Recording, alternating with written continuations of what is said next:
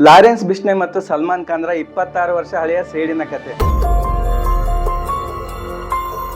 Bollywood ಬಾಯ್ಜಾನ್ ಮೇಲೆ gangster Lawrence ರ ಕಣ್ಣು ಏಕೆ? ಬಾಲಿವುಡ್ ನಟ ಸಲ್ಮಾನ್ ಖಾನ್ ಮತ್ತು ಕುಖ್ಯಾತ ಗ್ಯಾಂಗ್ಸ್ಟರ್ ಲಾರೆನ್ಸ್ ಬಿಷ್ಣೋಯ್ ನಡುವಿನ ಶೀತಲ ಸಮರ ಇಂದಿನದಲ್ಲ. ಇದರ ಬೇರುಗಳು 1998ರಷ್ಟು ಹಿಂದಕ್ಕೆ ಹೋಗ್ತವೆ. ಈ ದ್ವೇಷದ ಹಿಂದಿರುವ ಮುಖ್ಯ ಕಾರಣ ಒಂದು ಕೃಷ್ಣ ಮೃಗ, ಬ್ಲಾಕ್ ಬಕ್.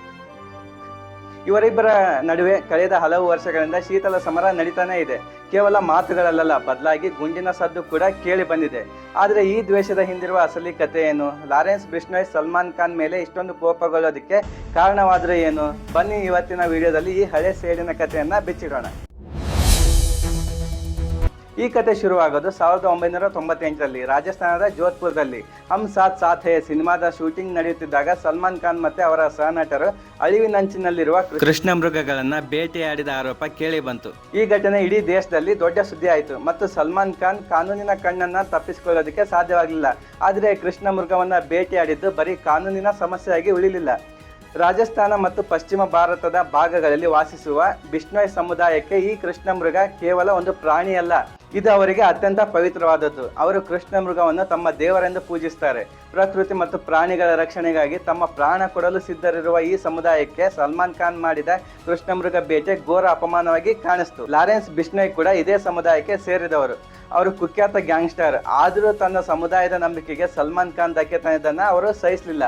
ನ್ಯಾಯಾಲಯದಲ್ಲಿ ಶಿಕ್ಷೆ ಆಗಿದ್ರು ಅದು ಸಾಲದು ಎಂಬುದು ಲಾರೆನ್ಸ್ರ ವಾದವಾಗಿತ್ತು. ಸಲ್ಮಾನ್ ಖಾನ್ ಅವರು ಬಹಿರಂಗವಾಗಿ ನಮ್ಮ ದೇವಸ್ಥಾನಕ್ಕೆ ಬಂದು ಕ್ಷಮೆ ಯಾಚಿಸಬೇಕು ಎಂದು ಲಾರೆನ್ಸ್ ಬಿಷ್ಣೋಯ್ ಅವರ ಆಗ್ರಹವಾಗಿತ್ತು. ಇಲ್ಲದಿದ್ದರೆ ಸಲ್ಮಾನ್ ಖಾನ್ ಮೇಲೆ ದಾಳಿ ಮುಂದುವರಿಯುತ್ತದೆ ಅಂತ ಅವರು ಎಚ್ಚರಿಕೆಯನ್ನ ಕೊಡುತ್ತಾರೆ. ನಂತರದಲ್ಲಿ ಲಾರೆನ್ಸ್ ಬಿಷ್ಣೋಯ್ ತಂಡ ಹಲವಾರು ಬಾರಿ ಸಲ್ಮಾನ್ ಖಾನ್ ರನ್ನ ಹತ್ಯೆ ಮಾಡೋದಕ್ಕೆ ಸಂಚನ್ನು ಕೂಡ ರೂಪಿಸಿರುತ್ತೆ. ಸಲ್ಮಾನ್ ಖಾನ್ ರನ್ನ ಹತ್ಯೆ ಮಾಡೋದಕ್ಕೆ ಲಾರೆನ್ಸ್ ಬಿಷ್ಣೋಯ್ ಕಡೆಯವರು ಸಂಪತ್ ನೆಹ್ರಾ ಎಂಬಾತನಿಗೆ ಸುಪಾರಿಯನ್ನ ಕೂಡ ಕೊಟ್ಟಿರ್ತಾರೆ.